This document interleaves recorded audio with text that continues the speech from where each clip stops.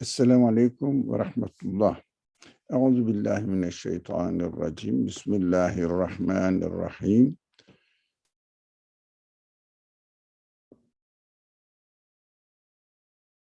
Allahümme ehdina fîmen hedeyt ve afina fîmen afeyt ve tevellena fîmen tevelleyt ve barik lena fîmâ a'tayt ve qina şerre mâ qadayt fe inneke teqdi ve la yuqda aleyk. İnnehu la yezullu men valeyt ve la ya'uzzu men adeyt. Tebârekte Rabbena ve Teâleyt. Felekel hamdu alâ mâ kadayt. Nestağfiruke Allahümme ve netûbu ileyk. Allahümme allimna ma yenfa'una ve enfa'na bima allamtena ve zidna ilma ve erinel hakka hakkan verzukna ittibâ'ah ve erinel bâtile bâtilen verzukna ijtinâbeh. Ve sallallahu ala Muhammedin ve ala alihi ve ashabihi ve etbahi ve sellem. Rabbena gfir lena verhamna ve ente hayrul rahimin. Amin. Velhamdülillahi Rabbil alemin. We have been studying the story of Yusuf, and we understood from the verses explained what happened to Yusuf after getting out of prison. He was received by the king, and the king said, okay, you are secured here. You will have an honorable situation in our court. So he guaranteed that the Yusuf asked him, he wanted to take care of the financial affairs of the country, and also the main person who is acting on behalf of the king. We emphasize on the importance of the point that the Yusuf was really helping unbelieving people. Of course, the prophets are sent to unbelieving people, and prophets are expected to deliver the message to unbelieving people. Believing people, after they believe, they join. But their mission is to present the message to unbelieving people. So we should understand that if we are given a position in a country where Islam is not prevalent and not respected and followed, so we should say, we should serve these people while we are serving, as Yusuf did. We are expected to deliver the message to them. Now, that is what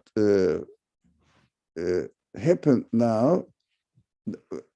God says in the verse that we studied up to here, 56, of the section 12, Yusuf. Now the verse 56 reads, we established Joseph securely in that land to live wherever he wished. Now, because he is the second person, if you like, next to the king, so he can do his job wherever he wants in the country.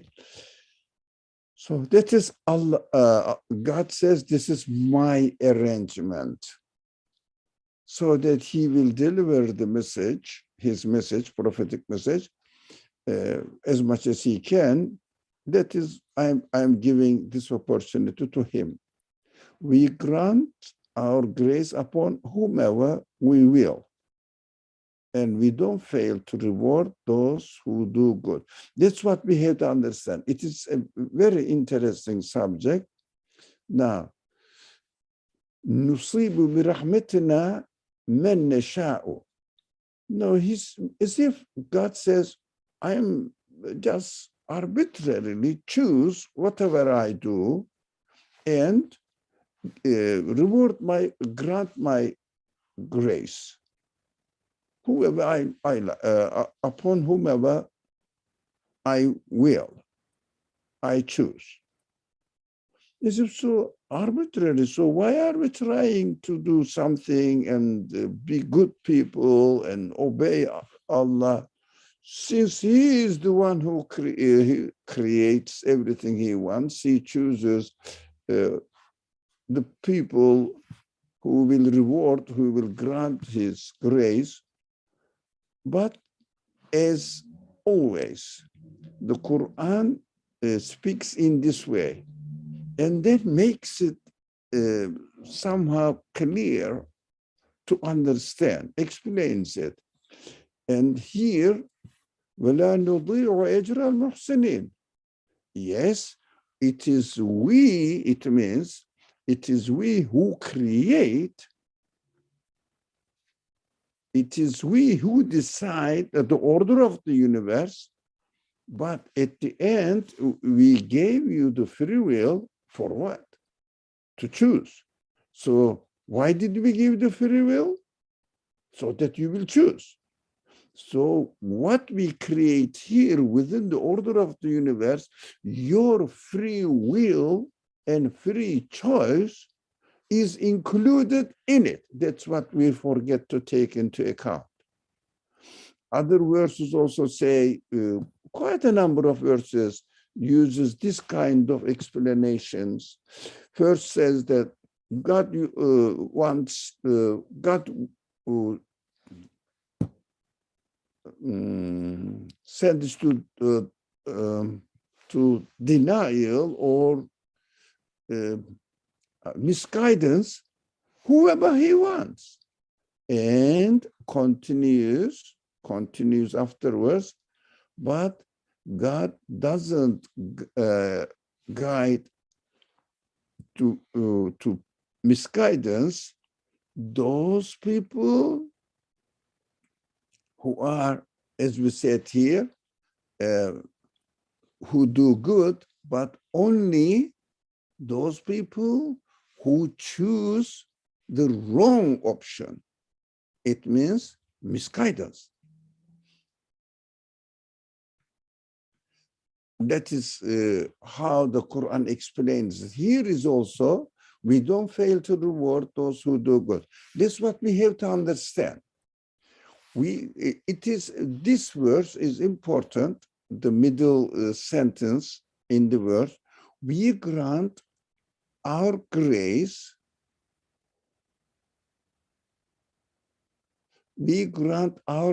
upon whomever He will. We will, God wills.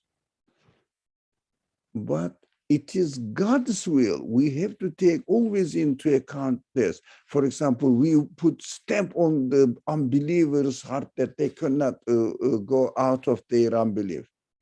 But we have to understand that in the order of the universe, He gave human beings free choice. This is included in the order. So whatever we choose, He creates. That is the order of the creation, and we know that. Whatever we choose, He creates it. We cannot create, but He creates it. In the creation of the universe, we exist here, we are given the existence, and we are given the free will. So if God says, we will put a stamp on your heart that you will never be guided, it means according to your choice. You choose, but according to the will of the Creator, the order of the universe is established in such a way that whatever we choose, God creates it, and He, the Creator, the Creator of the universe, doesn't change this rule. So we have to understand that the stamp on my heart is created by God, correct, but why? He created the stamp because I chose kufr, and never intend to give it up. So the more I insist on kufr, the more it settles down, and denial settles down in my heart. That is what God is letting me know. Unfortunately, people do not understand these kind of words and take it literally without thinking that we are given free will by God, by our creator, so that the order of the universe includes our free choice. In some places, Quran just states it and doesn't explain further. But in some places it does. One of them is here. We grant our grace upon whomever we will. Oh, man. I'm bound to be misguided if God decides in this way, or I am bound to be saved if God decides in that way. No. Why? God creates whatever I choose. So I have to mind my responsibility. I should just know that mine or my share in existence is nothing but to choose. That is why all the arguments going around the problem of evil they call, why God's free will is absolute and we are bound to whatever he chooses, why then he punishes me? Which kind of God it is? So this idea of God doesn't make sense to me. That's what people really think in a shortcut without really thinking, what's my position in the universe, in this world? Well, I have been given free will. Where did I get it? How did I get it? This free will. Did I create my free will? Did I choose to be a creature with a free will? No, I'm given eyes, I'm given ears, I am given all this, my whatever I have been given, all of my organs, all of my feelings from my birth, from my creation, the way I'm created. Some biased people, closed mind people say we are influenced by the environment. That is why our brain gets used to thinking always one way or another under the influence of the environment. Not that it is really original in my creation. They don't believe in creation, but they don't also say that that is how I am. I didn't develop my senses according to the environment. And also my instincts, my reflections cannot happen out of my free will. So, of course, my heart works out of my free will. That's how it is arranged. But in my life, I choose. I prefer one thing over another thing. For example, that is what we have to see, the way no human free will has interfered in the forest. You see that 1,000 different creatures, maybe more, animate beings, plants are there in the same atmosphere, in the same climate, in the same, they call it natural factors. All of them are different. Let's say mice act in a certain way. There is no environmental effect. If it was environmental effect, the mice and the cat must be the same. Dog must be the same, because this is the same environment. But how can you explain that the human DNA is developed under the influence of the environment, adapting themselves to get survived, to be survived according to the conditions? But in the same conditions, thousands of different creatures, animate beings exist. All of them are different. They say it is instinct. Yeah, Where did you get the instinct? Where did you get the instinct? It is in my being. So my being is given existence. Whoever gave existence to the universe.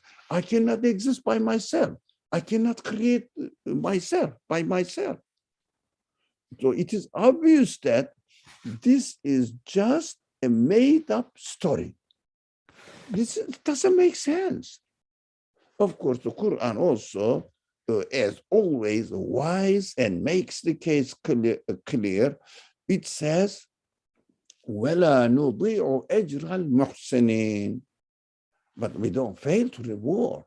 We don't fail, really, نُضِيعُ, we don't lose and forget about the reward, those who do good, muhsin, good things, good choice, right choice.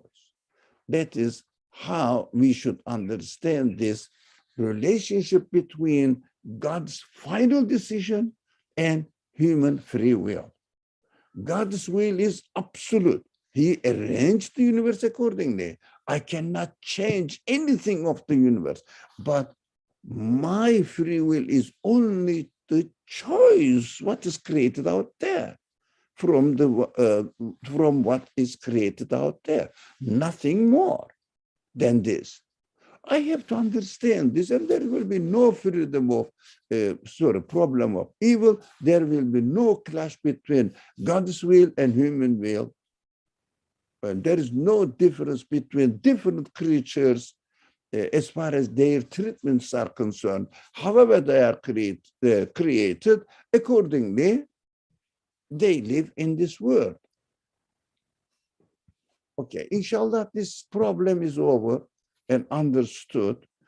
So, why God says at the beginning of this verse, we established Joseph securely in that land to live wherever he wished. What happened? He was a slave, and then he was imprisoned.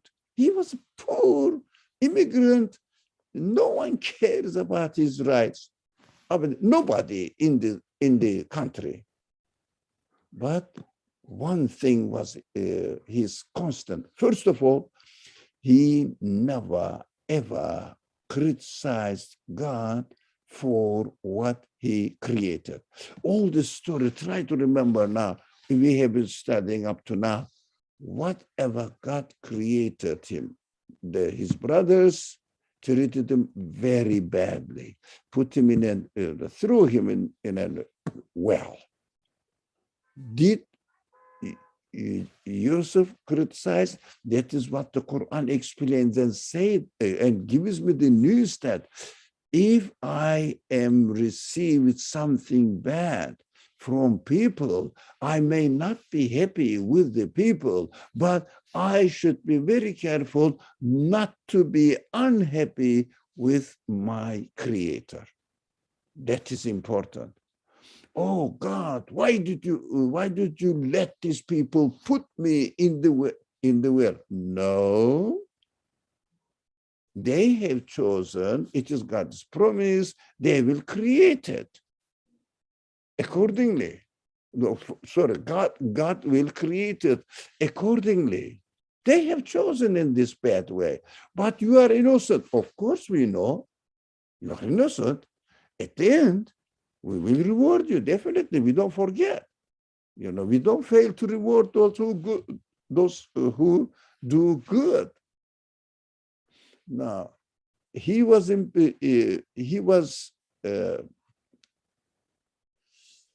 enslaved.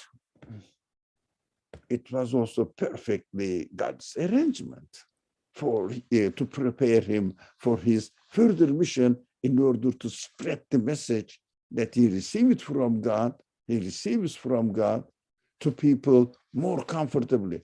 Did you criticize? Oh God, what did you make me a slave? I was a free man. No complaint. But what he did, he took notice of his responsibility. And he was happy with the Creator, God. That is why I think we understand that if someone has no claim, God knows who's going to choose as his messenger, as his prophet, from among those people who have no complaint. No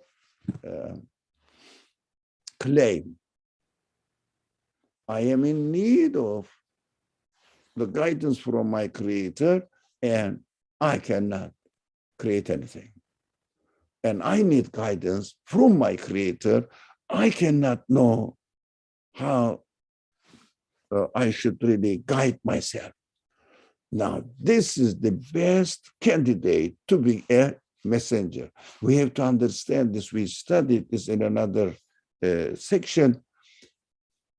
In order to benefit from God's guidance, we have to not have any claim that I know how to reach guidance. I know what is best. I know what is right. We have to stop this.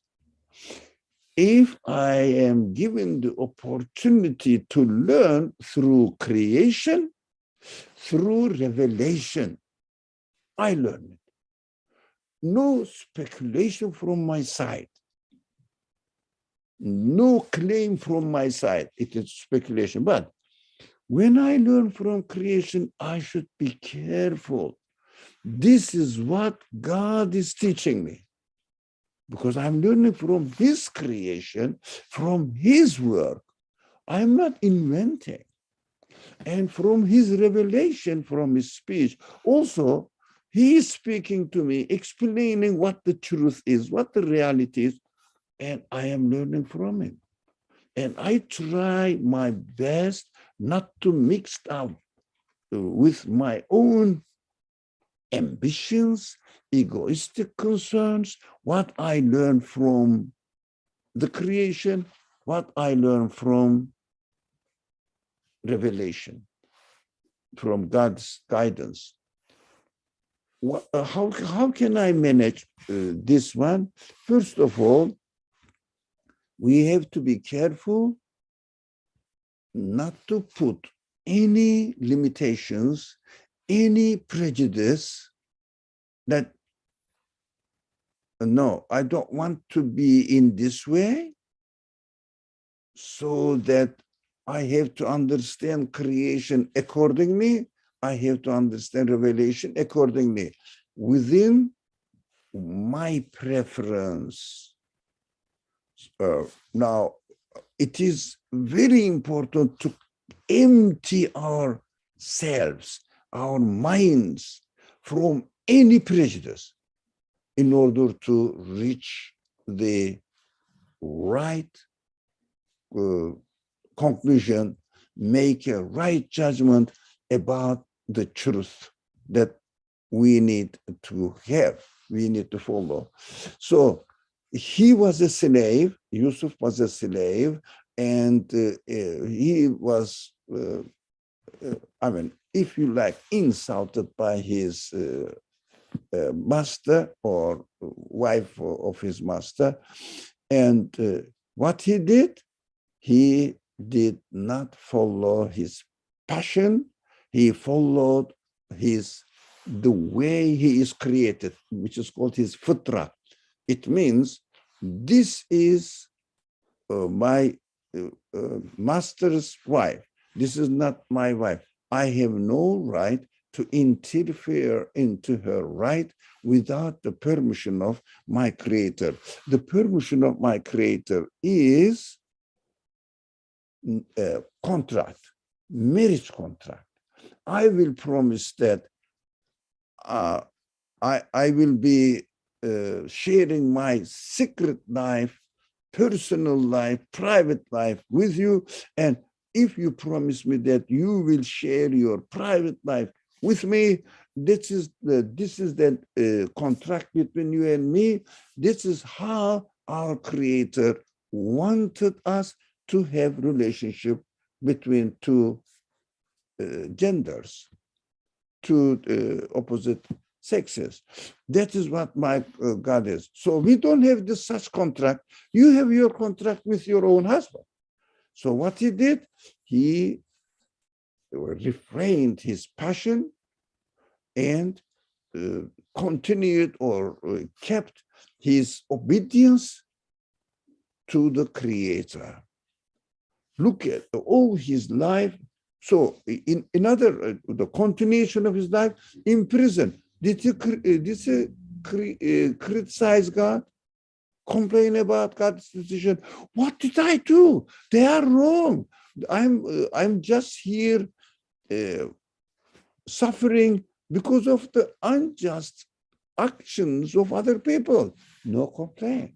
What he did, he carried off his mission within the given conditions, created conditions by God. And then God says, okay, you passed the test now. So you learn. So you are the right person. I will put you in the best mission so that you will, in this land, wherever he is, so I will guide you. It is a great, great lesson for us. Why? We said Yusuf represents human conscience. If human conscience does not condition itself, is human conscience, which is the reality, if I don't use my free will in order to really neglect what my consciousness says, just follow what my conscience says to me, God will take care of me. Because he promises he will never fail to reward those who do good. That's what the order of the creation is this. So whoever obeys God, acknowledges God as the real owner of this universe, real owner of himself, herself, then God will take care of it. Now the following verse will say, okay, in the eyes of those who believe and have always been mindful of us, mindful of God, a reward in the life to come is a far greater good than any reward in this world. It means you don't know. This is just a temporary life. You may seem to be suffering like Yusuf. That was a great, great lesson to the Prophet Muhammad alayhi salatu wasalam in his, very most difficult times. This section of the Quran was revealed, and it was given the news that he will be taken care of. He will be settled down in the best position. And we understood at the end, the Prophet Muhammad والسلام, also was the leader of his country or his area. And he settled down there. He had the say to decide about anything in the land. So as Yusuf was, it was a news to the Prophet ﷺ, be like Yusuf, don't complain. He didn't complain, but that's a lesson to us. He didn't complain, but we say, you shouldn't complain. You should be constant in following your conscience, not mixing up with your egoistic concerns and ambitions, as Yusuf did, as Muhammad did, alayhi salatu wassalam, alayhi salam. They did.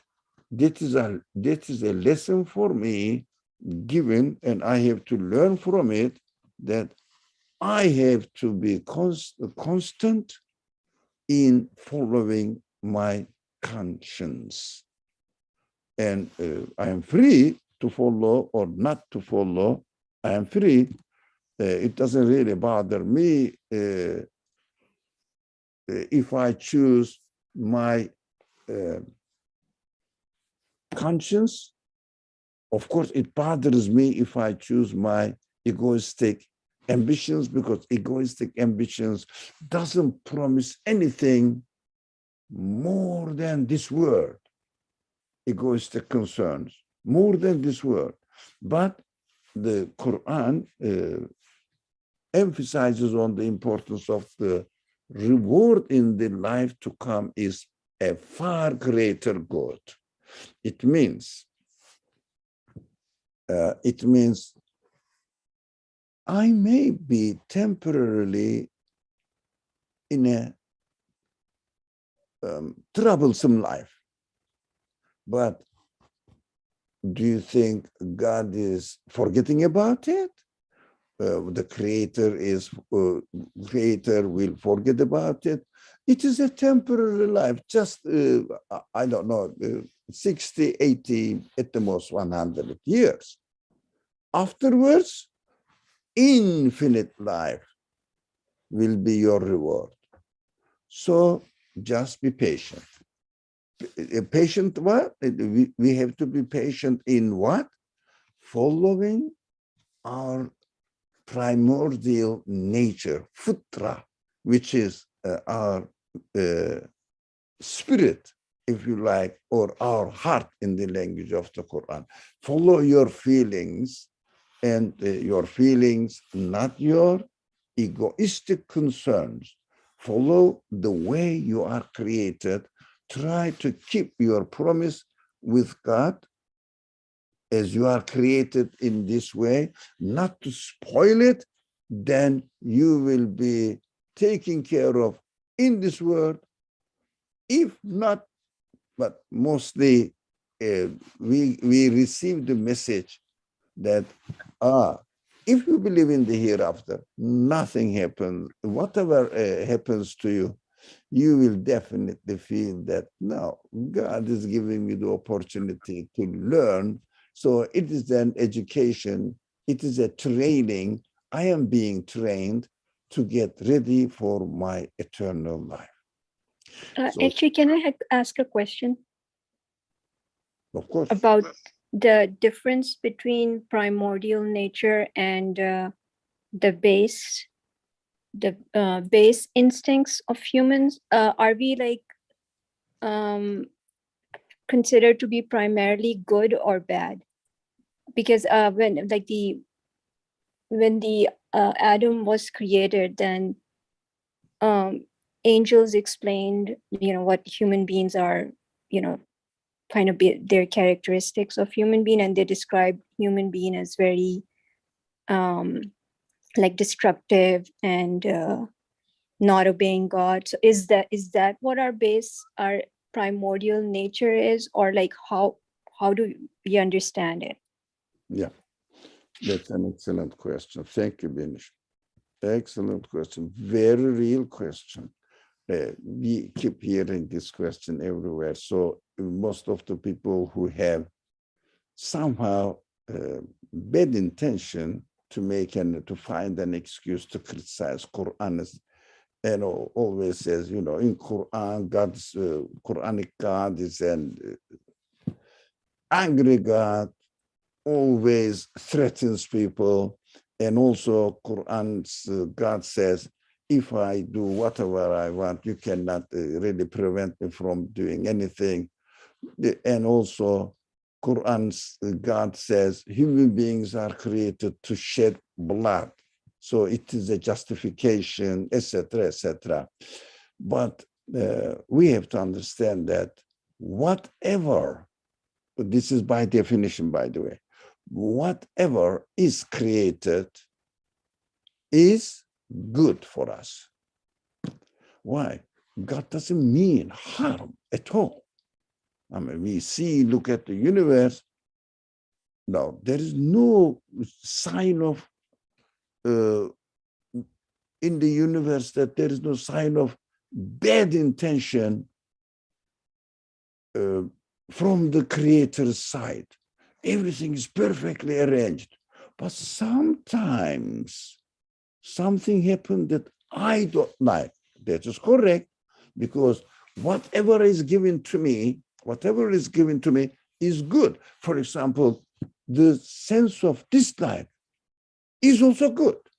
So the question comes, the choice, this human, uh, as the, let's say, tendency to follow their passion, to follow the falsehood, to choose misguidance. That is the option given to us. Is it bad? No, at all. It is good. Why? First of all, we have to understand that no one, we talk about it a lot, no one wants to lose his free will. It means we are happy to choose, to be able to choose, to be able to decide. We are very happy with it. That's one. The second thing, if I wasn't given the option to do good or bad, what would the case would be is just very simple. I would be a robot, not an animal either, a robot. Animals have some sort of choice as well, according to their capacity. Human being has an enormous area of field of choice, but I love to have the free will to choose, and if I wasn't given the option, I would be a robot, and there would be no way for me to learn anything, because I would never experience ignorance. I wouldn't need to learn anything. Even I didn't know what I don't know at all. Or I didn't know that I don't know something I need to learn. So it will be an obstacle in the way of human progression. So that is why, look, we are discovering more and more in the way that the universe created, so that we are given, look at this. I am sitting here, you are sitting completely in another way, in another place, and we are communicating comfortably because of this grace of technology, which is taken from the creation. But if I didn't need this, I wouldn't do any effort to learn, so I wouldn't know at all. It means it is against human nature not to be able to choose. In order to be able to choose, we need to have an option which is absolutely correct, and the opposite option which is absolutely wrong. So I am in between now. So when I see something, I am given the ability, something wrong, I am given the ability to recognize that it is wrong. If I tell you 2 plus 2 makes 5, would you ever confirm it? No, it is obvious. Because you know it's wrong. You are given the ability.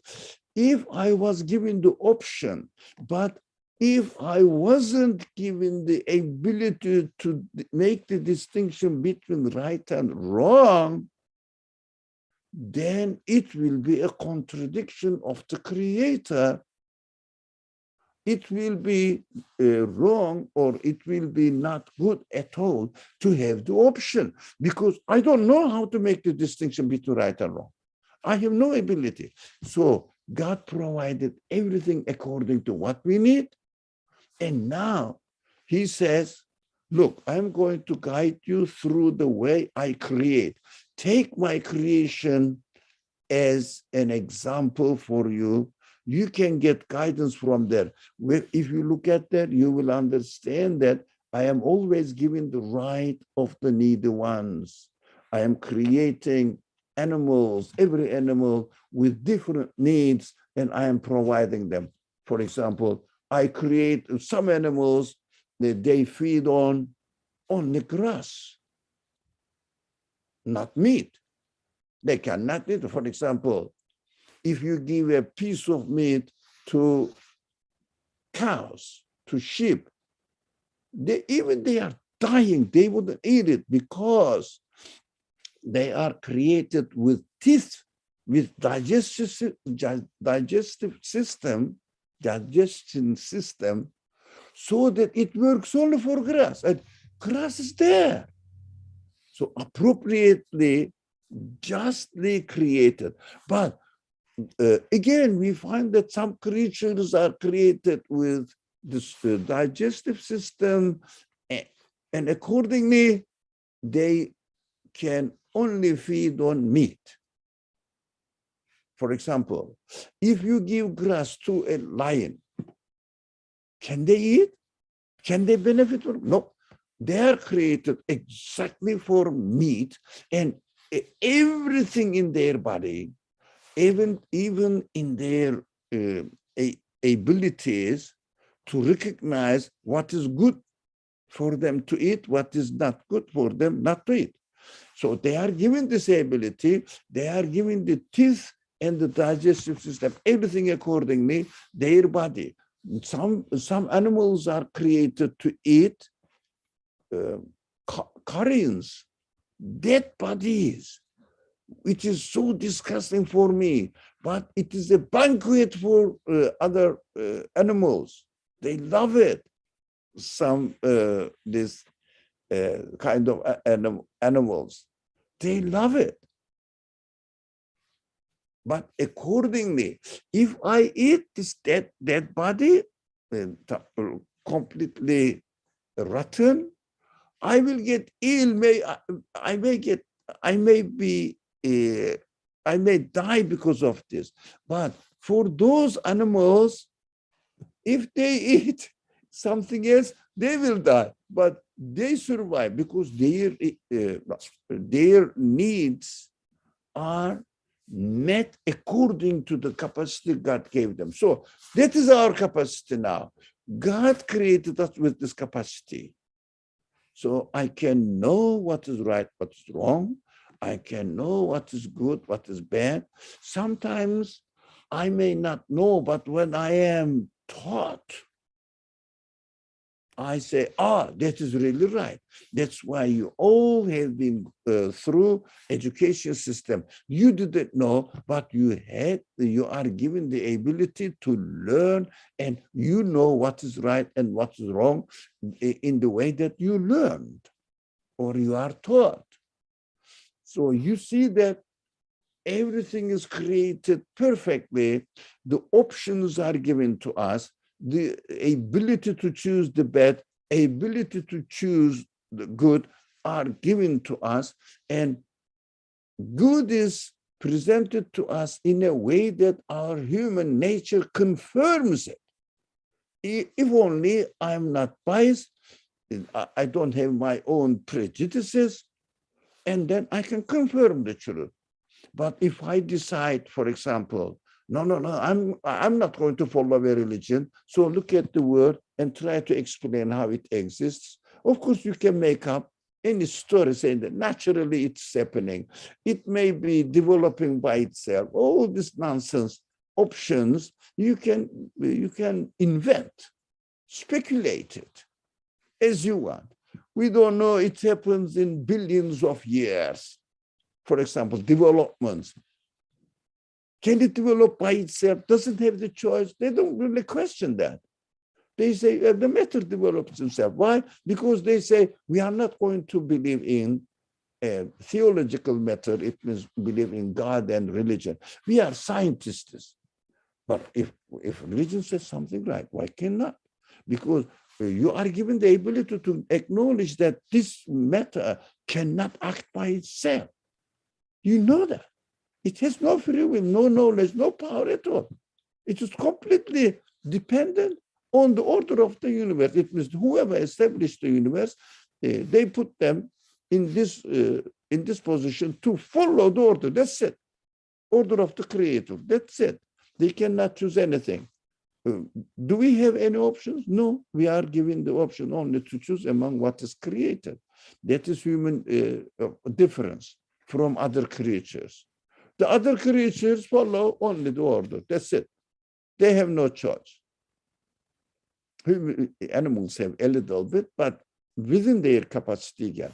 At the same time, God provides the truth in the creation, in his revelation, and we are given the ability to acknowledge that it is the truth.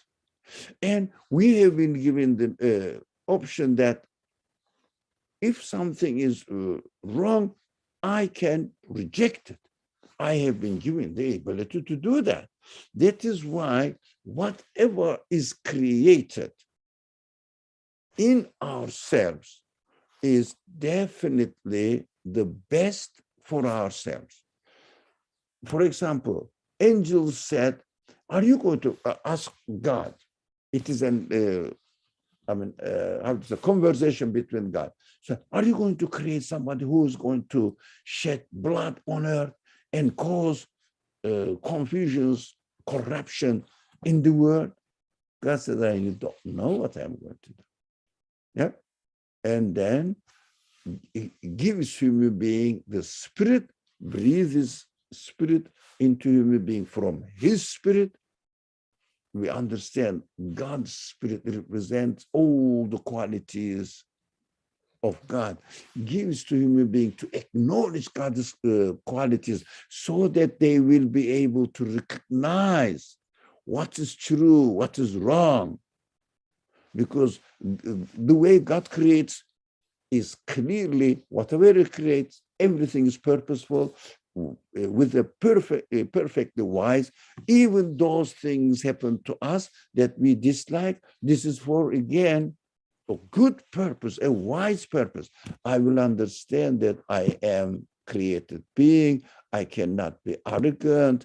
If I am ill, look, I cannot stop it. I only beg the Creator by attempting what He has created, taking medicine, etc., because the medicines are created out of the order of the universe. Again, it is God's will. He provided it for us. The people worked for it to find out. Like the one, for example, let's say in New York, orange is, I haven't seen any orange tree here, but he creates in another place and gives the opportunity to transport it to New York, and we eat orange here. The means are created. So we understand that the universe is created in such a way that we can benefit whatever Allah created for us, and He creates the means to obtain it. So in order to understand the truth and to make distinction between right and wrong, He creates the means for us to know this is wrong, this is right. I can really, after learning, not conditioning. Some psychologists, materialist psychologists claim, we condition that 2 + 2 makes 4. No, it's not conditioning. Look at, do you think that, for example, what was it? Let's say frogs. No, frogs. Do you think they developed themselves because they conditioned themselves according to the environment? Or it is just created in the way that they exist now? Chosen, given to them. That's how I am as well.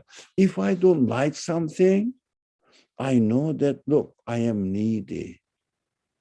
I know that. So I will stop being arrogant before God. I don't know. Does it make sense that whatever is created is good for me in accordance to the purpose of my existence? That's what I shouldn't forget about this point. I shouldn't forget this point. Whatever is created, good for me. Being able to choose evil is good for me, so that I will understand. I'm given the ability to make the distinction. So I know that I am choosing something bad. My conscience knows it. But Human beings are free to choose. If I know that there's something wrong in my decision, why should I do it? No? Ask yourself, why do we do it? I ask myself, why? Because I am careless, I am negligent, I am defeated by my ambitions because I haven't trained myself. I am not patient to learn. That is why, for example, if someone registered or enrolls with a school to become an engineer, for example, and then he says, oh, the first day I want to become an engineer. Is it possible? No.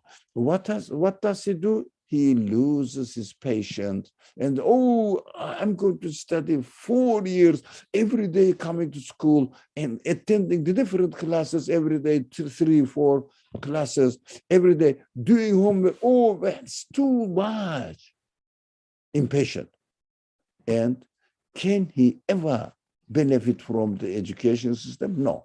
We should be very careful. Whatever Allah gives us, without rejecting, without opposing to it, I have to sit and ask, what can be the wisdom in the creation of this situation? Good or bad? For example, suddenly what I said, for example, somebody told me that, oh, there is a job here. No, you are looking for a job, for example. So somebody comes to you that, there is a job opening here, apply for it. You apply for it and suddenly you are accepted. Oh, well, that is an option for you to think about it, and you have to say, what is the wisdom that this opportunity is given to me? What is the Creator God is telling me in this event, in this situation? Bad or good, always we have to look for the wisdom, but not according to my ambitions, arrogance, but according to the purpose in my existence. What is that?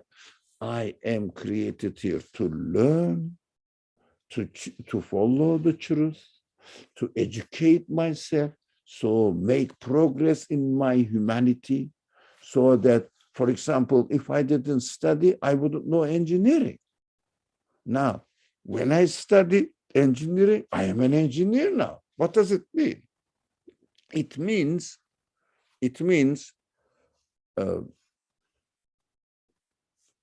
when I study, if as long as I am getting rid of my ignorance, I am making progress. That's why everybody appreciates those people who are qualified in something. If you are not qualified in anything, no one really calls you even to do the painting in their houses. So you won't be able to do anything. Which one is better? We are given the sense to love the perfection, to love the progress. These are all wise creation. So if I am successful in anything, look, I am so proud of it. So I'm waiting for the people, for my family members, etc. What happened in your test?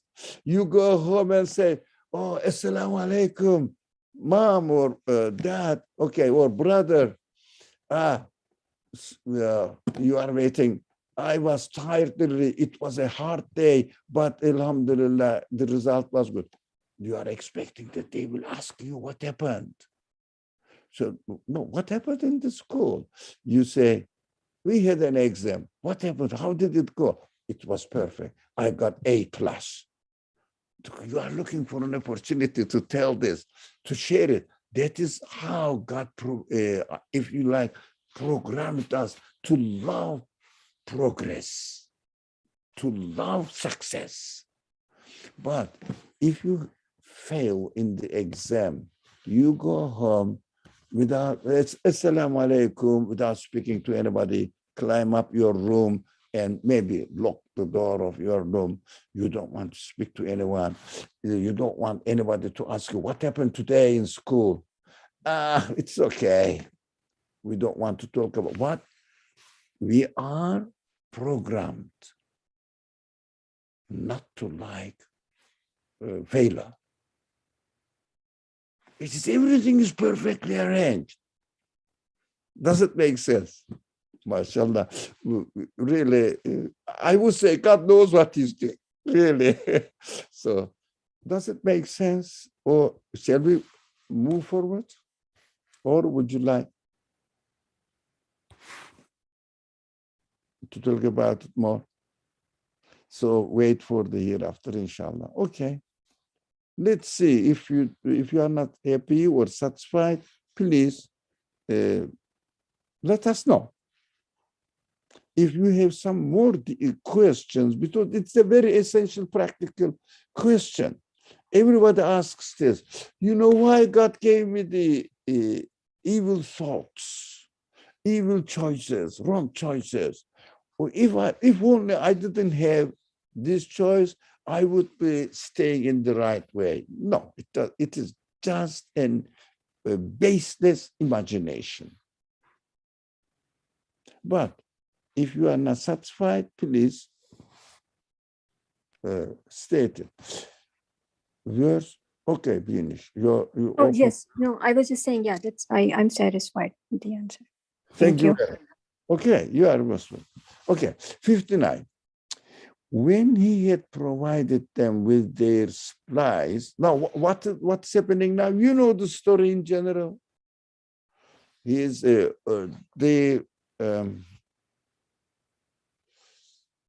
what was the word?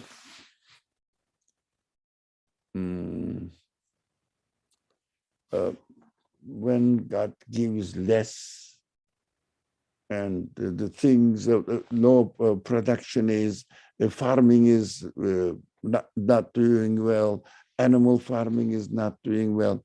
How is it called? The word, I'm very sorry. Like a drought? Drought? Mm-hmm. Yeah, but the result. When there is a drought, what happens? Well, it's okay, but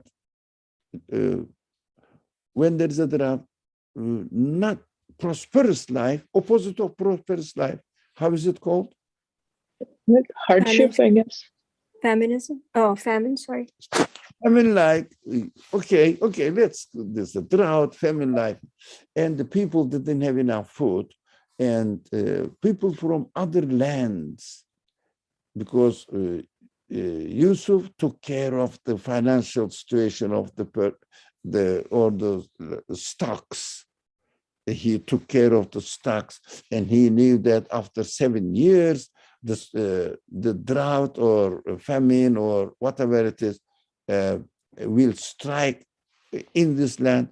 So he prepared everything, and everybody knew that where the Yusuf was, maybe they say it's in Egypt, wherever it is, he provided everything. It's a good lesson for us. We have to prepare ourselves because we don't know the future. We don't know what will happen. We have to learn how to save, how to be economic in our life. We have to learn because we have to prepare ourselves for the future.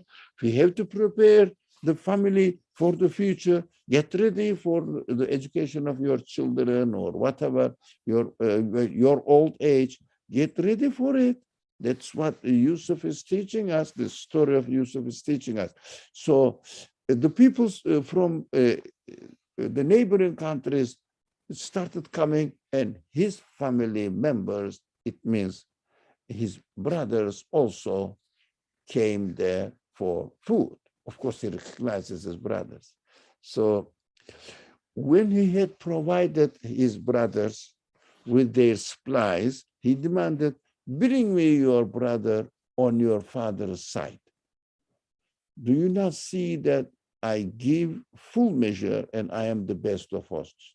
Don't you trust me? Look, I'm giving you everything. So what Yusuf did, they brought something from their own country, maybe some money, maybe gold or precious something, etc. He put it back in their load, but also, let's see, Joseph said to his servant, place their merchandise in their camel backs so that they may recognize them when they go back to their family and be eager to return. So they will say that, oh, whatever we brought something in return or swapping, maybe money, maybe something else, and they say, oh, this man, the administrator of this land, Yusuf, but they didn't know Yusuf was a grown up now. They knew him as a child, and they were never ever expecting that he will be the first man in authority of a foreign country for them. Never. It was no option at all in their minds. So he asked because he wanted them to come again, and the next time when he's coming, when they are coming, they will bring the brother as well, because he wanted to secure his brother not to be deceived by his brothers, other brothers, in the way they treated Yusuf. He was afraid of it. So we understand this. Quran doesn't emphasize on it. Quran says he gave their food back because he demonstrated that he's a generous person. Whatever they need, he will give them again. But still, an encouragement, they may say, we don't have anything to pay back. So next year, they may say, no, we don't have anything to pay back. So they wouldn't give us, and they will lose their hope. Now they will have the opportunity, because the food is, whatever they are going to pay is paid back to them without they realize. When they unpack their load, they realize that, oh, the administrator, they don't know he is Yusuf, gave them back whatever they paid for. It means you go to the shop and you order this and this and this, and ask them to put in a bag. And how much is it? Let's say $50. You give them $50, but the owner of the shop gives you whatever you want and put the $50 in the bag. Then you go home, you take, oh, my $50 here. Oh, these people are so generous. What do you want? Next time you want to go there again. That's what he wanted. It is not a trick that we will hear it. Oh, the time is okay. I think we can go one verse more. When the sons of Jacob presented themselves before Joseph, he drew his brother. Now, they came with their brothers. Now it is important. And his brother Benjamin, but Benjamin is the name people mention about it. Doesn't matter, Quran doesn't mention. So he drew his brother to himself, saying him in a secret language, I am your brother, so don't be saddened by their past actions. He guessed that they did something to him, and he's the same brother from the same father. So they are from the same father, but we understand from the setting of the Quranic description of the events, their mothers are different. So they are jealous of these two brothers, Yusuf and his brother from the same mother and same father. So he knows that he is treating him badly as well. So don't be saddened by their past actions, which means forgive them. They don't know. But we will teach them. Don't worry about it. This is the prophetic mission. If someone does something wrong, denies, not the transgressing another person's right, that is different. But denies the reality and does something wrong, the aim of the messengers is to teach them. Now, what the right action is.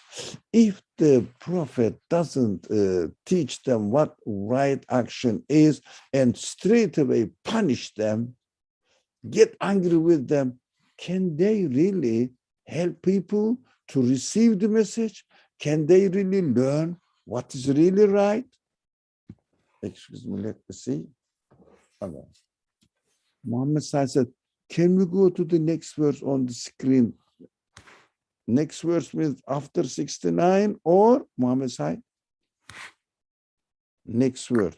I see verse 56 and 57, and I think you are reading another I'm sorry. verse. I know. Thank you very much, no problem.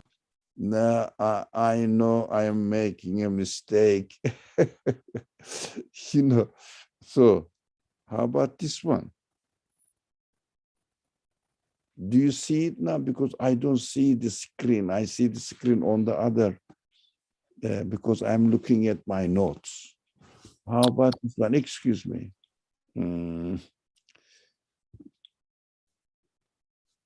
Okay. 65. Oh, do you mean this? Yes or no? The one that you are reading, if this is the one you are reading, yes, that's now it's okay. No. I see 59 Okay. and 62.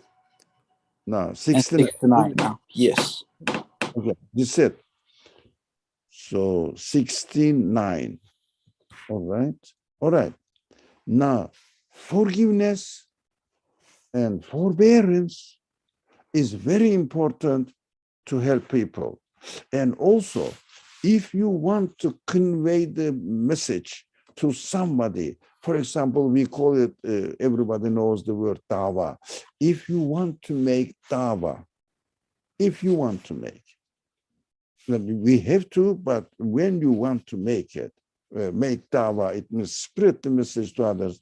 The first thing that we learn from Yusuf's story, we have to be generous to those people. We have to be kind to those people that they need to be guided. Always be generous, kind, etc. That's what we are learning. So they will come again. It means they will listen to you again.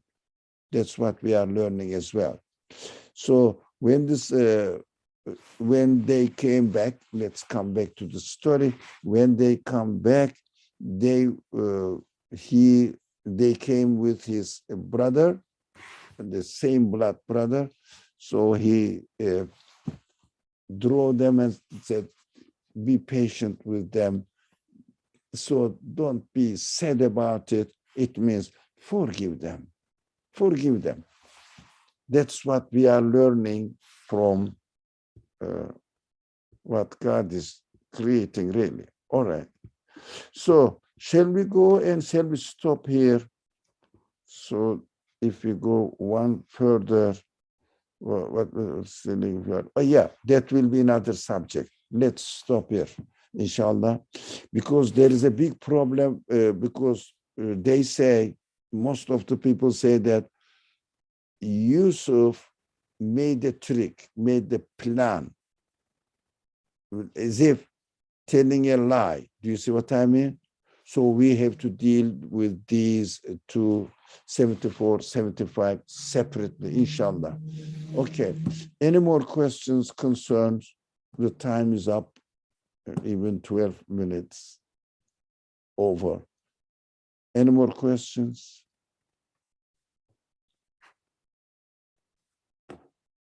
Okay. Bismillah ar-Rahman ar-Rahim. Subhanaka la ilma lana إلا ما علمتنا إنك أنت العليم الحكيم وآخر دعواهم أن الحمد لله رب العالمين. Inshallah, I will see you all Saturday, Monday. Don't forget, during Ramadan, Monday, we will have the class not at 7 p.m., but 6 p.m. Inshallah, at 6 p.m. Inshallah, I'll try not to forget to announce it at 6 p.m. and emphasize it in the reminder email. Inshallah. So next Monday at 6 p.m. and the others are the same. Wednesday, 5 p.m., Saturday, 11 p.m. Inshallah, we will meet there. Wassalamu alaikum. Ramadan Mubarak. Inshallah, in a few days, maybe 1 or 2 days.